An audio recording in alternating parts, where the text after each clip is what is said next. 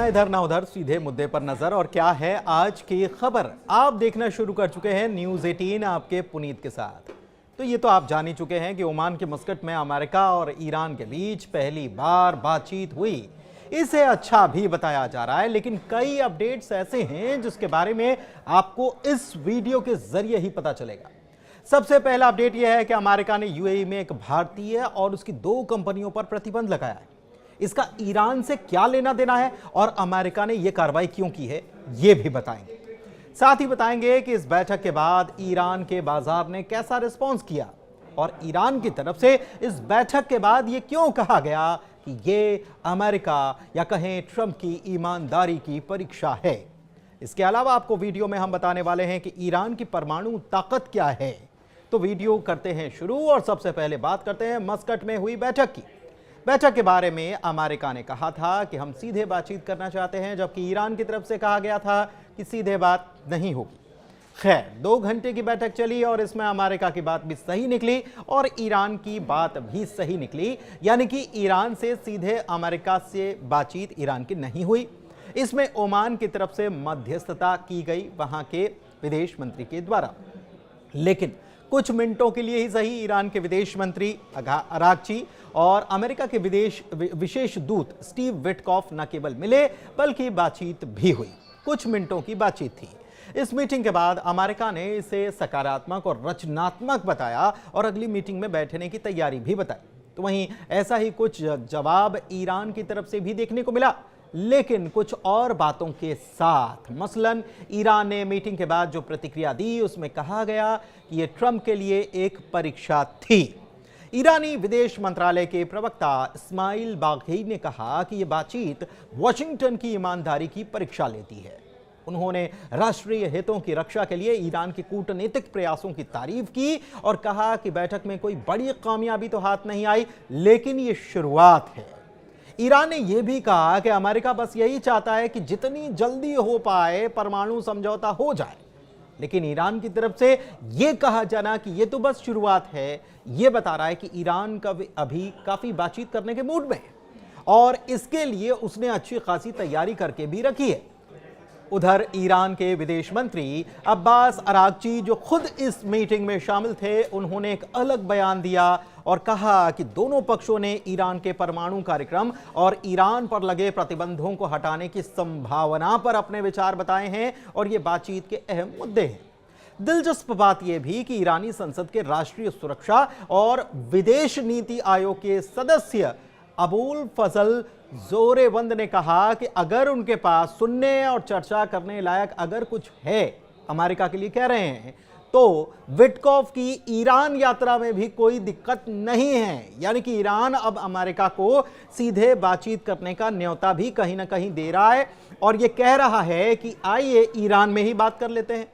हालांकि ईरानी विदेश मंत्री ने बैठक से पहले यह साफ किया था कि ईरान किसी भी तरह का दबाव बर्दाश्त नहीं करेगा। अरागची ने यह भी कहा था कि इस बात का कोई सबूत नहीं है कि ईरान ने परमाणु हथियार न बनाने की अपनी प्रतिबद्धता का कोई उल्लंघन किया हो, लेकिन उन्होंने यह भी माना कि ईरान के परमाणु कार्यक्रम के बारे में संभावित चिंताएं हो सकती हैं, लेकिन हम अपने शांतिपूर्ण इरादे को साफ करने और किसी भी चिंता को दूर करने के लिए जो भी जरूरी उपाय है उसको हम करने के लिए तैयार हैं, उन्होंने ये बात कही थी। खास बात यह भी है कि ईरान के बाजार में इस मीटिंग का अच्छा असर दिखाई दिया। लंबे वक्त के बाद ईरानी मुद्रा रियाल में तेजी देखी गई, शेयर बाजार में उछाल आया और एक नई उम्मीद जागी। खबर यह भी आई कि तेहरान में मीटिंग के बाद रविवार दोपहर को तेहरान का मुख्य शेयर सूचकांक भी 1.9% तक चढ़ गया। जी हां, रविवार को वहां पर बाजार काम करता है। यानी कि कुल मिलाकर इस बैठक से अच्छी खबर ही निकलकर सामने आई है। वैसे ईरान अमेरिका की ये बातचीत भारत के लिए भी काफी अहम है। इसकी वजह यह है कि भारत के दोनों ही देशों के साथ कूटनीतिक संबंध हैं। अब अगले दौर की मीटिंग का इंतजार है। खबर यह भी है कि मीटिंग यूरोप में हो सकती है, लेकिन अभी इसके बारे में कोई खास जानकारी नहीं है। माना जा रहा है कि ओमान की तरफ से इस मीटिंग को लेकर जो काम चल रहा है वो ऐसे ही जारी रहने वाला है। लेकिन दूसरी तरफ ईरान को अपने लिए बड़ा खतरा मानने वाले इजराइल की तरफ से क्या हुआ? इजराइल की तरफ से बयान आया। इजराइल के पीएम बेंजामिन नेतन्याहू ने बयान दिया और कहा कि अगर ईरान के साथ समझौता होता भी है तो वो भी हमें तभी मंजूर होगा जब वहां मौजूद परमाणु स्थलों को अमेरिकी निगरानी में नष्ट किया जाएगा, वरना हमारे पास एक ही उपाय बचता है और वो है युद्ध या फिर हमला। वैसे आपको बताएं कि ईरान में कुल 5 एटॉमिक फैसिलिटीज हैं, जिसमें नातांज, फोर्डो, इस्फहा, खोडम और बूशहर शामिल हैं। इसमें नातांज वो एटॉमिक फैसिलिटी है जिसे इजराइल पहले भी टारगेट कर चुका है। हाल में नातांज में ही भूकंप भी दर्ज किया गया था, जिसके बाद इस बात को लेकर यह चर्चा होने लगी कि क्या ईरान ने कोई टेस्ट तो नहीं किया। हालांकि चर्चा पर आगे कोई अपडेट तो सामने नहीं आया।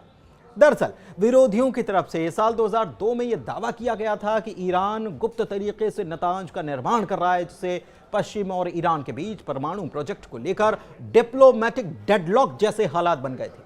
सबसे बड़ी बात यह कि नातांज ही है जहां पर ईरान के सेंट्रीफ्यूज हैं करीब 14,000। हालांकि ईरान ने एक नहीं कई दफा यह बात दोहराई कि उसका परमाणु कार्यक्रम असैन्य उद्देश्यों के लिए नहीं है, बल्कि वैश्विक परमाणु निगरानी संस्था, अंतर्राष्ट्रीय परमाणु ऊर्जा एजेंसी यानी कि IAEA इससे सहमत नहीं है। उसका यह कहना है कि ईरान ने इतना यूरेनियम जुटा लिया है जिससे एक नहीं बल्कि 6 परमाणु बम बन सकते हैं। आपको बताएं कि साल 2002 में ईरान की गुप्त परमाणु फैसिलिटीज के बारे में शक पैदा हुआ। इससे परमाणु अप्रसार संधि यानी कि NPT का समझौता जो होता है वो टूट गया, जिस पर कभी ईरान और अन्य देशों ने दस्तखत किए थे। इसके बाद 2015 में ईरान और दुनिया की 6 बड़ी ताकतों, जिसमें अमेरिका भी था, चीन, फ्रांस, रूस, जर्मनी और ब्रिटेन थे, उन सभी ने JCPOA पर दस्तखत किए थे। लेकिन 2018 में डोनाल्ड ट्रंप आए तो उन्होंने अमेरिका को इस समझौते से हटा लिया और कहा कि यह बुरा सौदा था क्योंकि यह स्थायी नहीं था और इसमें ईरान के बैलिस्टिक मिसाइल कार्यक्रम के अलावा अन्य बातों का समाधान नहीं था। और फिर ट्रंप ने ईरान को एक नए समझौते पर बातचीत करने के लिए मजबूर करने के लिए ज्यादा दबाव अभियान के तहत अमेरिकी प्रतिबंधों को फिर से लागू किया। दूसरी तरफ ईरान पर कार्रवाई के बीच अमेरिका ने UAE में भारतीय और उसकी 2 कंपनियों पर प्रतिबंध लगाया है। अमेरिका ने संयुक्त अरब अमीरात यानी कि UAE में स्थित एक भारतीय नागरिक और ईरान के छाया बेड़े यानी कि शैडो फ्लीट के हिस्से के रूप में काम करने वाली और ईरानी तेल की शिपिंग में शामिल 2 संस्थाओं पर प्रतिबंध लगा दिया। अमेरिकी वित्त विभाग ने बयान में कहा कि जोगिंदर सिंह बराड़ कई शिपिंग कंपनियों के मालिक हैं, जिनके पास लगभग 30 जहाजों का बेड़ा है और जिनमें से कई ईरान के छाया बेड़े के हिस्से के रूप में काम करते हैं। एजेंसी ने कहा कि बराड़ के जहाज इराक, ईरान, संयुक्त अरब अमीरात और ओमान की खाड़ी के जल क्षेत्र में ईरानी पेट्रोलियम के जहाज से जहाज सामान ट्रांसफर करते हैं और इसके बाद ये माल दूसरों के पास जाता है और फिर ये लोग दूसरे देशों के माल के साथ इस तेल को मिला देते हैं और इसी के जरिए ये तेल अंतर्राष्ट्रीय बाजार तक पहुंच जाता है। धन्यवाद।